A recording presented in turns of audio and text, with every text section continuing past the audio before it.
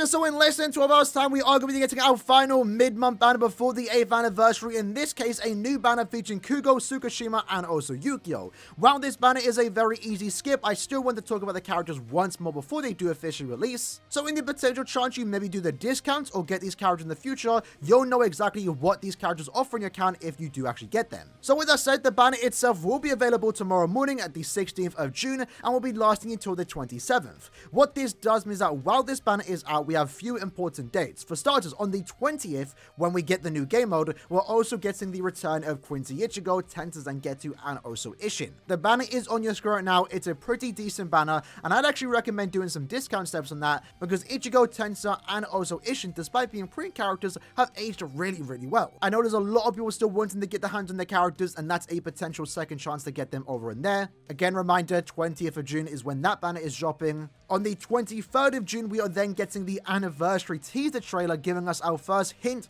at what the anniversary characters might be this year. So even if you are tempted to summon on this banner, I would just recommend waiting a couple days, because once that teaser does come out, even though it doesn't really give us much, it does give us something to work on, and we're most likely going to know what the anniversary character will be. In the potential chance it's your favorite character and something that you're really excited about, then of course you want to wait until that day before deciding to summon on any banner, and that potentially even includes Quincy Ichigo's banner. The second this banner does leave though, on the 27th, is when we get the end of month banner announcement, which should also be swimsuit characters. There's a very good chance that upcoming end of month banner is going to feature a link stop potion link, potentially for the power attribute or the mind attribute. So if you're interested in the potential chance of getting that link or a swimsuit character, then of course you would want to save till the 27th for when that banner gets revealed.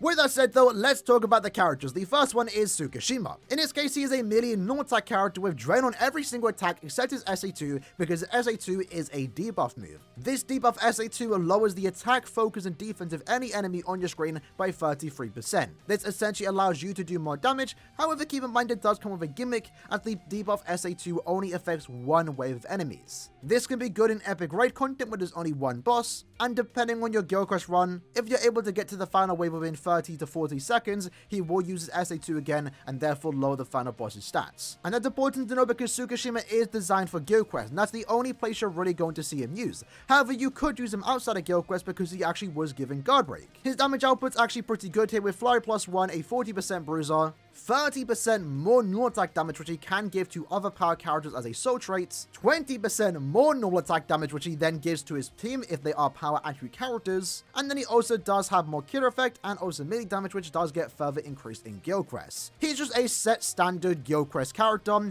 In this case, he wants to be used in the Quincy, Squad Zero, Stern Ritter, and also Human Guild Quest. It's going to make for a good Nat character on the side, but as of right now, I'll be honest, you don't really need him. He's good to have, and he will definitely be useful in that mode, but there are definitely a lot of replacements, and if you own someone like Yamamoto 1 out of 5, he basically solos the quest by himself. And there's always the chance in the future they separate that guild quest, and then he's going to have more value because he's one of the only few Squad Zero killers out there, but that's a big if, and even by the time that does happen, there might already be a better character than him. Overall, Tsukushima is just a pretty good Nat character, has some good potential auto capabilities since he does have drain, but is mainly going to be used in Guild Quest for his non-attack damage output, debuff effect, and also good crowd control. Kygo's the next character, and he's an example of a mid-month character almost done right. Like, there's almost nothing bad about him. Sure, he doesn't compete with new end-of-month characters, but he's one of the few examples of mid-month characters that isn't a farming character, isn't designed for Guild Quest, but someone that is definitely still worth using, especially if you are a Kygo fan. And the reason for that is his damage output. For starters, his soul trait is damage to weakened enemies plus 35%. This is really good for himself, but also a really good link for any hot character in the game, especially someone like 6th Anniversary Aizen if you do still use him in Guild Quest. Since a popular strategy in Guild Quest is nuking with a character that can apply weakening, this soul trait is always going to be relevant for any hot character, whether now or in the future. But to go alongside that, Kygo does have Frenzy +1, a good set of strong attacks, Berserker +40, has an additional 20% strong attack damage which he can give to any hot character in your team, and then he also does do 40% more damage to any enemy that is afflicted by an ailment. Once more, he can also give that to your team if you are a hot attribute human. But what's most important about his character is that he was also given Havoc +20%, a very rare skill for a mid-month character to receive, and that overall means that his strong attacks are actually pretty good. I've seen a lot of people compare him to someone like Epic Ichigo, which granted came out 2 years ago, but Epic Ichigo is still a great character to use to this day, and Ginjo would be the same. Technically, the only bad thing about him is the fact that he has a Quincy Killer, but even then, there isn't that many good characters out there with Quincy Killer, and I think Kygo is definitely one of the better ones. Overall, not really a character you need to get right now, if ever. But he's definitely good enough to be used, he's gonna be fun, and if you are a Kygo fan, this is a good character to pick up now or sometime in the future.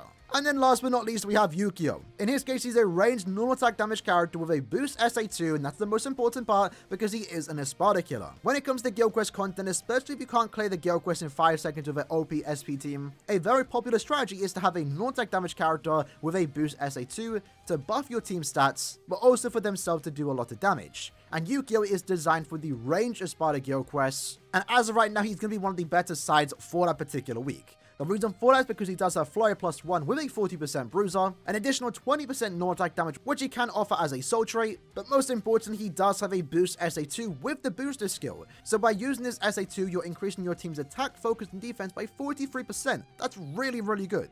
And it also helps too that he is immune to weakening the status element that you do see in this particular guild quest, has more killer effect and also has more range damage which once more gets further increased in guild quests. The Espada guild quest in general is definitely one of the more difficult ones because we don't get that many characters with these particular killers, especially good characters, and Yukio's going to slide in perfectly, be the most optimal booster for that particular guild quest to beat. And if you are struggling to beat the range Espada guild quest, having Yukio would definitely be an improvement on your team, even if your two other side characters are kind of lacking. But that's it for the banner. As for the other characters, Kisuke is a very similar character when compared to Tsukushima. In this case, he's a non-attack damage character that does more damage in guild quests. In his case though, he has a no affiliation killer. So he's a very identical character compared to Tsukushima. They basically serve the exact same purpose, they both have the same strengths, and they both have the same negatives about them. Soifun is a pretty good SP character with the Espada Killer, definitely can use it in the Espada guild quest week, but most importantly where you're going to get the biggest shine out of this character is actually taking it into guild quest, where she picks up new skills,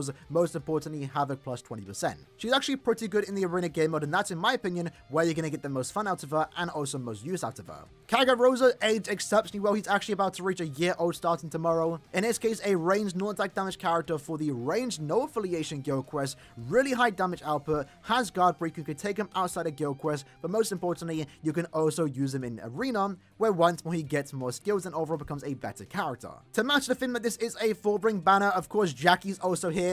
In her case, not really that good of a character, you don't have much reason to ever use her. Personally for me, I still use her weekly to farm scrolls because she does have the read no affiliation dodge ability. Granted, you can now give read dodge abilities to other characters, but having her is also pretty good because I just use her every week. Ryuka is a droplet farmer. By using it in your team, you're getting more droplets, so ideally the only place you're really going to take her is in a rich droplet zone, but because she is a ranged non-attack damage character with guard break, she still makes her a pretty fun character if you enjoy that type of gameplay, and she can also be pretty good in the Quincy Killer guild quest since she is a ranged non-attack damage character.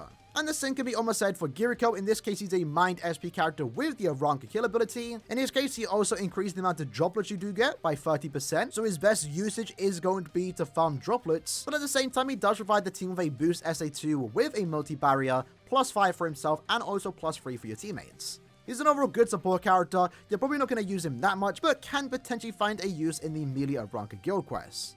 And that's overall the banner. Of course, it's a normal step-up banner, so step 1, 6, 11, 16, and 21 are discounted at 150 orbs, while step 2, 7, 12, 17, and 22 are discounted at 200 orbs, and the 5th step guarantees you a featured character. In my opinion, as already mentioned, this is a very easy skip. While I do think some of the characters are actually pretty good, and I definitely want to get my hands on someone like Kygo and also Yukio, that's more so when they're featured in a different banner as fillers, or potentially get them from summon tickets. And at least to me, since none of the characters in here are actually farming characters, they don't offer any extra bonus drops by having them in your link or in your team, I don't personally see the need to rush to get them right now. Had you been given another +5 links or potion soul trait, then I would have recommended doing the discount, maybe even going for that character when their individual comes around. For me though, since the anniversary is almost so close, this is a very easy skip. But again, great character to pick up sometime in the future. With that said though, hope you guys enjoyed the video. Let me know if anyone actually does plan to summon on this. I don't even almost recommend doing the discounts because again, I don't think you need to get any of these characters day one. Having said that, I of course will be doing the discounts on both of my accounts. As someone that has a lot of orbs, I can afford to do that though, keep that in mind. And personally, I'm actually missing 4 characters from this banner, so doing the discounts wouldn't hurt me personally. But for the majority of people watching this video, I would probably recommend just outright skipping this banner. Don't even do the discounts unless you really want the characters. With that said though, hope you guys enjoyed the video. I'll see you guys next time. Take care and peace.